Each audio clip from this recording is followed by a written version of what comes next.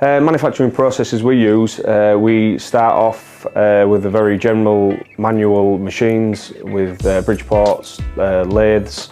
We've got some radial arm drills.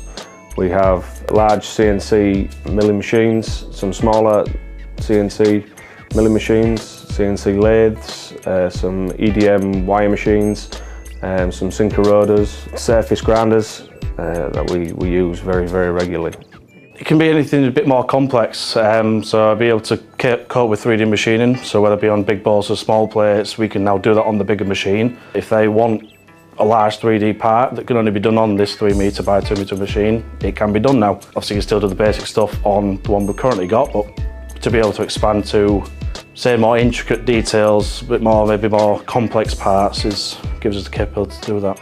We've got a very diverse capacity for very large tools to very small tools, really.